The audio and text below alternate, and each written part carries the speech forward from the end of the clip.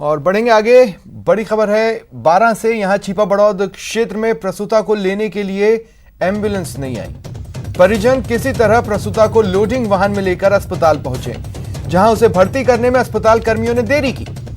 इसी दौरान लोडिंग वाहन में दर्द से तड़प रही प्रसूता ने नवजात को जन्म दे दिया।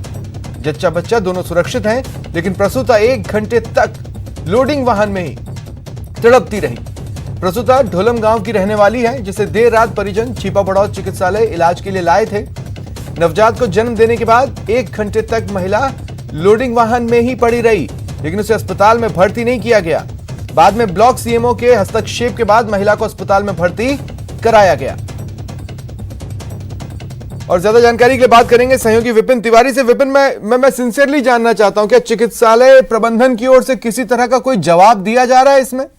बिल्कुल, जवाब के रूप में जो आशा थी वही जो सफाई है वो दी जा रही है। सुबह से ही जब से हमने आज बात करने की कोशिश की सीएमएचओ से यहाँ के, तो सीएमएचओ ने सीधे कहा कि जो है लापरवाही तो हुई है। जो वहाँ पे चिकित्सा अधिकारी मौजूद था हेमंत नागर, उसकी लापरवाही थी, क्योंकि महिला आई थी उस दौरान महिला जो है मजदूर वर्ग की थी, इसलिए उसके पास कोई इस तरह का कागज नहीं था या पुराना जो हेल्थ रिकॉर्ड था वो नहीं था। इसको देखते हुए जो है डॉक्टरों ने उसको भर्ती करने से मना कर दिया।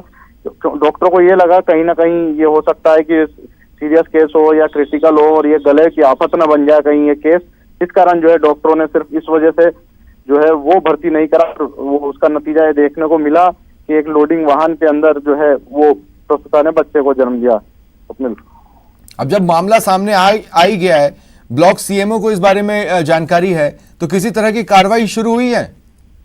बिल्कुल, सीएमएचओ से बात हुई इस दौरान पर, लेकिन अभी तक तो है चिकित्सा विभाग जो है बात को दबाने में लगा हुआ है कि उनसे जो है वो भूल नहीं हुई है। लेकिन ये साथ ही ये भी स्वीकार रहा है क्योंकि मरीज कहीं का भी हो, कहाँ का भी हो, लेकिन मरीज को फर्स्ट प्राइमेसी जो होनी चाहिए थी डॉक्टर की, वो जो है वो भर्ती करके इलाज की होनी चाहिए थी, न कि टालमटोल की जैसा इस केस में हुआ। सीएमएचओ, हालांकि जो जिले के सीएमएचओ है संपत नागर, वो मामले पर नजर बनाए हुए हैं और वो जो है सुबह से पूछताछ करने में लगे हुए हैं। और सुबह बात के दौरान उन्होंने कहा कि हम इसका कारण पता करेंगे, एक नोटिस जारी करने की प्रक्रिया है, लेकिन अभी तक वो नोटिस जारी नहीं हुआ है। स्वप्निल, विपिन, बड़ी अजीब बात है। देखिए, सबसे पहले तो प्रसूता को लेने के लिए एम्बुलेंस का न जाना, इनिशियल लेवल पर ये डिसीजन किसने लिया होगा? दूसरी बात ये भी है कि किसी तरीके से अगर परिवार वाले उस महिला को लेकर पहुंचे भी तो उसको एडमिट नहीं किया, और उसके बाद जब महिला को बच्चा हो गया उसके बाद भी काफी लंबे वक्त तक उसे एडमिट नहीं किया गया। ये 3 अलग अलग स्टेजेस के जवाब देने प्रशासन को।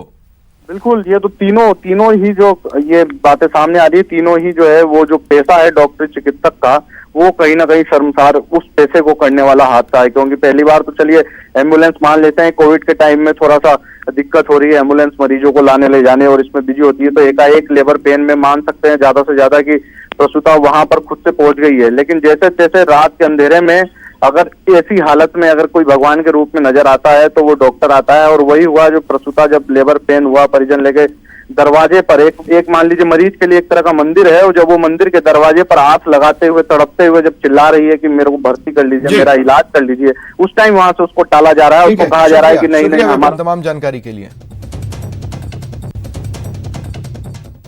और भरतपुर